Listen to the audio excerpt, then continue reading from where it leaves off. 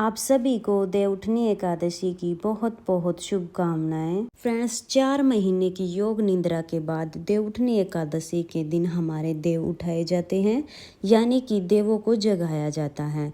देव उठाने के लिए हमें एक छापा मारना होता है, यानी देव मांडने होते हैं। ये देव हम कैसे मांडेंगे, कहाँ पर हमें देव बनाने हैं, कैसे बनाने हैं, किस दिशा में बनाने हैं, ये संपूर्ण जानकारी आज की वीडियो में मिलेगी। हेलो फ्रेंड्स, मेरे यूट्यूब चैनल पर आप सभी का स्वागत है। फ्रेंड्स, देव बनाने का जो पारंपरिक तरीका है उसमें दीवार पर देव बनाए जाते हैं। देव बनाने के लिए सबसे पहले तो हमें गेरू चाहिए होता है। लाल रंग की मिट्टी के साथ में घड़ियां लेना होता है। सफ़ेद रंग की जो मिट्टी होती है वो भी आप ले सकते हैं। गेरू जरूरी होता है।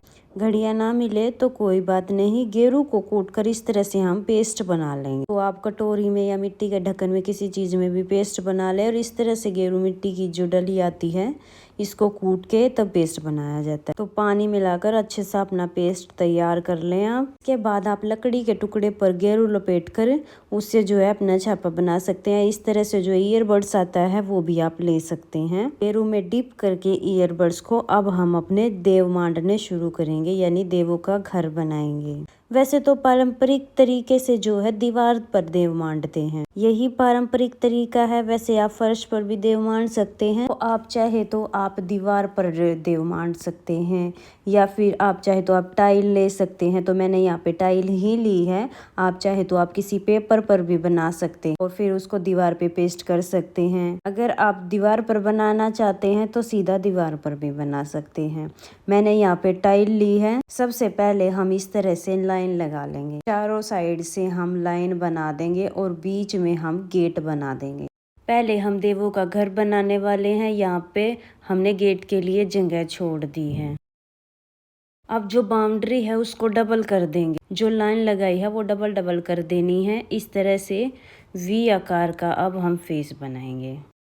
आप चाहे तो आप इस तरह से सीधा वी आकार में फेस बना सकते हैं, या डॉट डॉट करके आप फेस बना सकते हैं जिससे सीधी लाइन खींच जाती हैं। वैसे भी आप बना सकते हैं। जो देवों का घर होता है उसका फेस भी बनाया जाता है। तो मैंने आंखें मुंह बना दिया है। तो इस तरह से मैंने देवों का घर बना लिया है। अब इसको सजाना है तो जिग जैग का डिज़ाइन करके मैं पूरे घर को अच्छे से सजा लूँगी। आपको कोई और डिज़ाइन आता है तो वो डिज़ाइन भी आप बना सकते हैं। देवउठनी एकादशी के दिन आप दिन में किसी भी समय देव मांड सकते हैं। शाम को सूर्यास्त के बाद फिर हम देव उठाते हैं। तो दिन में आप किसी भी समय देव बना लीजिएगा, फिर शाम के समय देवों को उठाया जाता है। देव आप इस तरह से बनाइएगा कि देव उठाते समय आपका मुख या तो पूर्व दिशा की तरफ हो या तो उत्तर दिशा की तरफ हो। इस तरह से हमने देवों का घर बना लिया है। डिज़ाइन मैंने बना लिया। अब इसमें डॉट डॉट करेंगे। अब हम जान लेते हैं कि देवों का घर हमें कहाँ बनाना है। तो घर में आप किसी भी खुली जगह पर देव बना सकते हैं। घर के आंगन में देव बना सकते हैं, छत पर या बालकनी में देव बना सकते हैं, या आप चाहे तो आप घर के मंदिर के सामने भी देव बना सकते हैं। जहाँ पर सुविधा हो, जहाँ पर सारे लोग बैठकर पूजा पाठ कर सके, वहाँ पर देव बना लीजिएगा। पहले जगह को साफ कर ले, फिर देव बना ले। देवों के घर को सजाने के बाद अब हम हाथ बनाएंगे। तो इस तरह से हम दोनों हाथ बना लेंगे। हाथ भी हमारे बन गए हैं। अब हम साइड में चारों कोनों पर सुंदर सा डिजाइन बना लेंगे। आप कोई भी डिजाइन बना सकते हैं। देवों का घर जो है आमतौर पर इसी तरीके का बनाया जाता है, लेकिन क्षेत्र के हिसाब से थोड़ा सा डिजाइन में फर्क हो जाता है। कुछ लोग अलग तरह से सजाते हैं, कुछ लोग अलग तरह से सजाते हैं। तो जैसे भी आप सजाना चाहे वैसे अपने देवों के घर को सजा सकते हैं। देवों का घर तो बन गया है, अब हम देव बनाएंगे। तो श्री हरि विष्णु की आकृति हम बनाते हैं। तो इस तरह से क्रॉस बना के उस पे ऊपर ये मुकुट लगा देंगे, हाथ बना देंगे, पैर बना देंगे। बस आकृति मात्र हमें बनानी है। तो श्री हरि विष्णु हमारे बन चुके हैं। अब साथ ही में हम सीढ़ी बना देंगे। तो वैकुंठ के लिए हम सीढ़ी बना देंगे। तुलसी जी हम बनाएंगे क्योंकि तुलसी जी का पूजन हर घर में किया जाता है और श्री हरि विष्णु भगवान को तुलसी अति प्रिय है। तो यहाँ पर भी हम तुलसी जरूर बना देंगे। तो हमने यहाँ पर तुलसी बना दी है।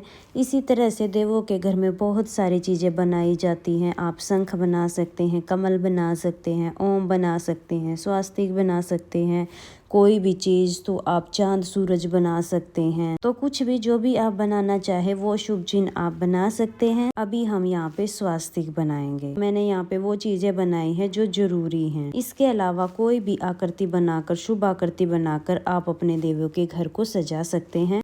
तो यहाँ पर मैंने अपने देवों का घर बना लिया है। दीवार पर हम इतना ही बनाते हैं। अब हमें नीचे की तरफ जमीन पर बनाना है। जमीन पर घर में जितने भी सदस्य होते हैं सबके पैरों के निशान बनाए जाते हैं।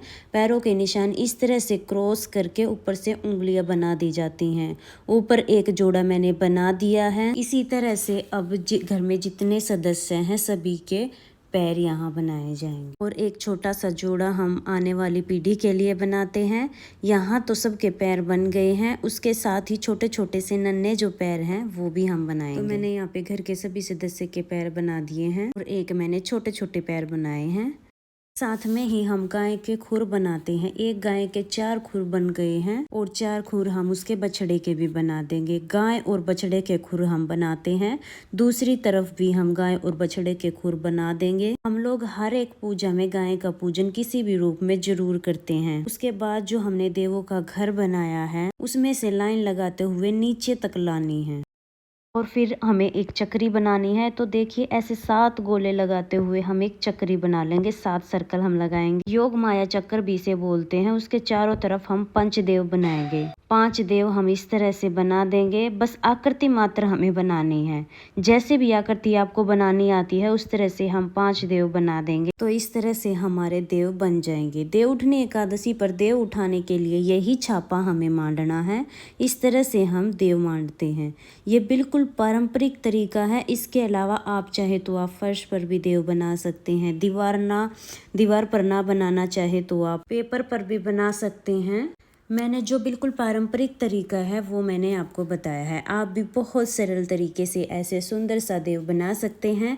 देव हम दिन में ही मांड लेंगे और शाम के समय जब सूर्य अस्त हो जाता है तब उसके बाद हम देव उठाते हैं।